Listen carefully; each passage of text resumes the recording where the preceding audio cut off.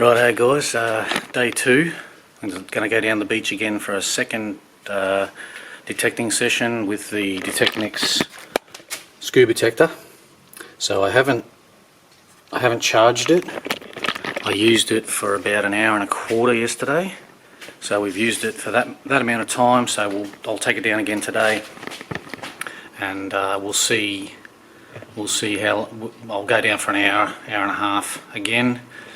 See how it goes, see that it doesn't run out, so forth. I've actually got to go and buy some weights for a weight belt, because doing the snorkeling and swimming along, if I go in water sort of chest deep or whatever and I need to swim down to the bottom, usually I just float back up. I can't really stay down there to fan the sand if I get a target. So go and get some weights now and then get to the beach. So let's go, see what we can get, see if we can find anything this time.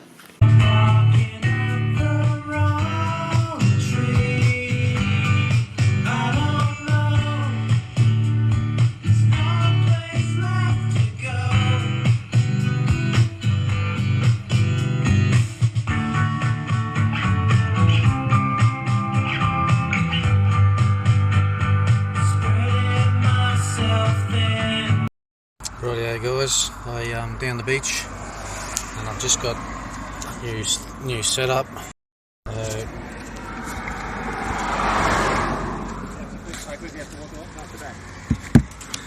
Thought I'd go and get a weight belt so that I can stay on the bottom better.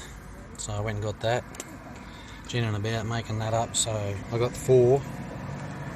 I actually got 5, but I'll only use 4 because that feels pretty heavy. Should be right. Okay, let's get down the beach and see what happens. Righto guys, second beach, second session. Again, my GoPro hasn't got any sound, so I'll just narrate this for you. So I just swim along with the detector in my hand and just sweeping the sand, going nice and slow, back and forth, and if it goes over a target, it'll beep. The only difference with this one is you can't really tell discrimination, so you can't tell if it's a good sound or a bad sound. They're all the same sounds. It beeps the same on every piece of metal. So I'm just playing with the jellyfish there. Let's see if we can find a target. Righto guys, well I got a target under the water, and it was very strange, because it was, as you can see, I'm moving the detector and it keeps indicating quite a big distance. So it wasn't.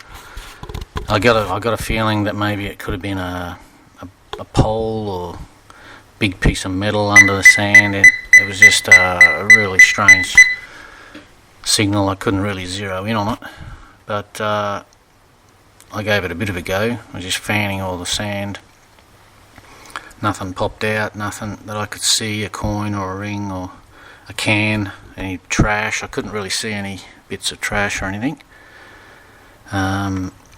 So yeah, it was just a bit strange, but you never know. It's probably a big piece of metal or even a chunk of wood with metal in it under the sand. You never know what's under the sand.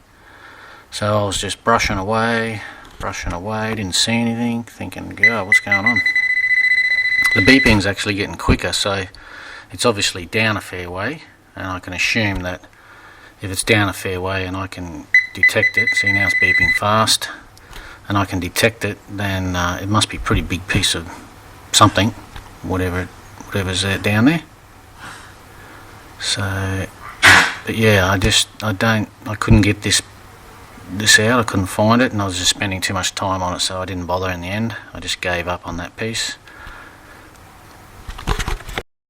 Okay, well, so just showing you the weather conditions on this day, beach 2, day 2. There was some storms coming in the afternoon, and I could see them building up, so I was rushing to sort of do a bit more scanning, get it done before that storm, because it was heading straight towards us at the beach there. I didn't get there in the end anyway, so there was a bit of lightning and thunder. Righto guys, so I come to a spot here. I think I found a decent target because it was very small and it was beeping pretty fast straight away, so I'm hoping that it was something good. and roll, brush away the sand, and look, oh, you get your first coin. You beauty, little ripper, dollar coin. I was pretty stoked.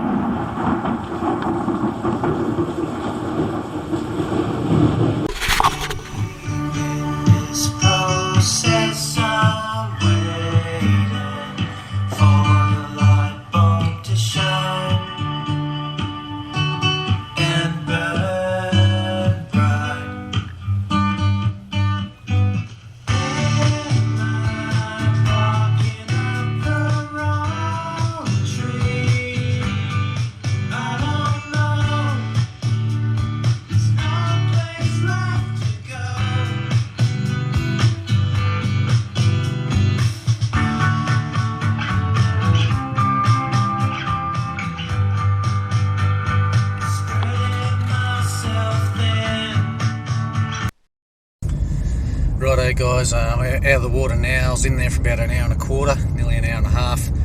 Bit of a storm coming through, there's a bit of thunder and lightning, so had to get out.